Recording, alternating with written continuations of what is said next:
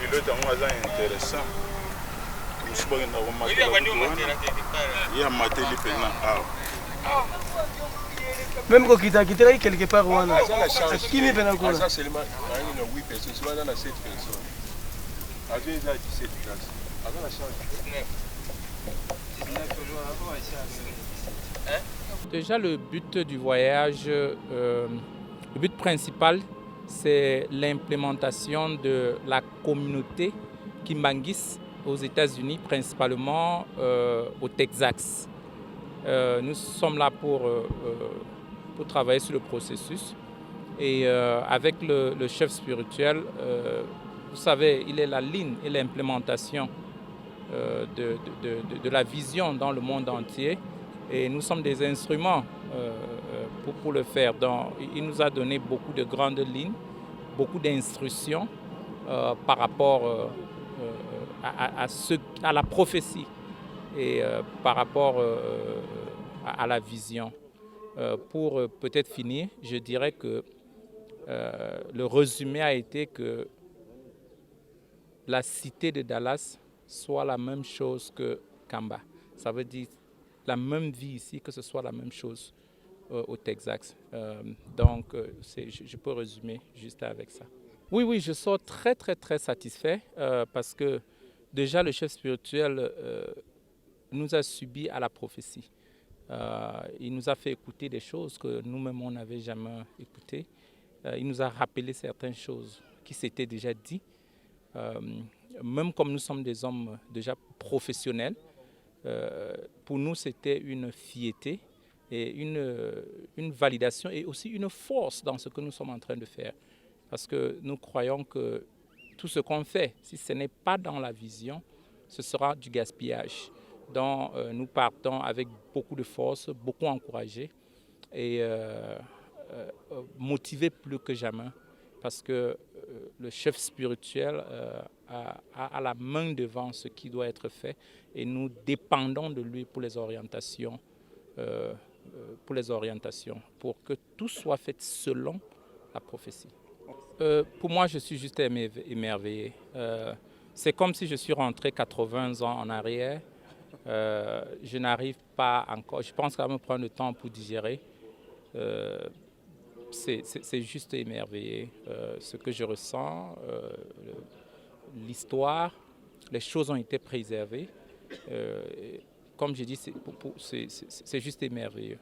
Je ne sais pas si je ne crois pas que c'est le dernier mot. Je pense que nous sommes dans un état d'accélération et nous allons dépendre de beaucoup de leaders qui ont amené jusqu'ici, comme notre maman qui est là, pour vraiment nous aider à maintenir cette grande ligne et maintenir les choses telles que ça a été et que le rassemblement des Kimbanguistes, que la cité et l'université Kimbanguiste au niveau du Texas décolle très très vite et vraiment amène le réveil qui était prévu aux États-Unis et dans le monde entier. Nous remercions d'abord le chef spirituel de cet accueil, Papa Simon Kimbangu Kiankami. Nous avons été impressionnés par l'accueil. Nous avons visité le mausolée, nous avons visité aussi le mausolée et le musée. Il est vrai que nous, dans le cadre de partenariat États-Unis et la RDC, il y a quand même certains partenariats qu'on fait, mais dans le cadre purement privé du groupe investissement de capitaux au niveau de Dallas.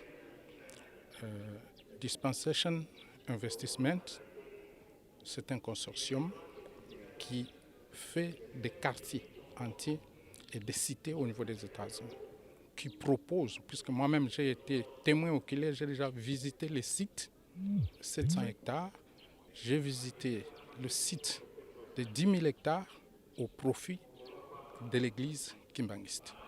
Donc c'est là où sera érigé le temple tel que le chef spirituel l'a voulu, que ce soit le même modèle exactement. Et à côté de ce temple, on aura à ériger une université. Ce qui fait que ça sera une fierté pour beaucoup de Congolais, nos confrères, nos enfants, nos compatriotes, qui peuvent quitter la RDC pour aller étudier à l'université kimbangiste de Dallas aux États-Unis, à Texas. Donc ça, c'est un point capital.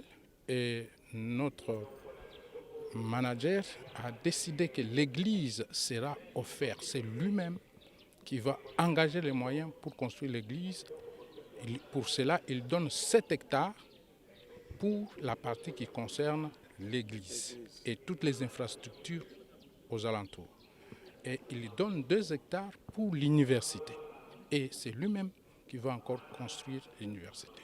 Non, on n'a pas défini pour le siège international. C'est d'abord là-bas et aux alentours, les fidèles qui voudront bien acheter des espaces autour de ça, ils seront les bienvenus. Il y a des conditions avantageuses qui permettent à ce que les gens aient des hectares tout autour pour construire la cité. Comme le chef spirituel l'a voulu, une cité où il n'y aura pas la cigarette, une cité où il n'y aura pas de vin, de whisky, et une cité où il n'y aura pas de tapage, purement spirituel.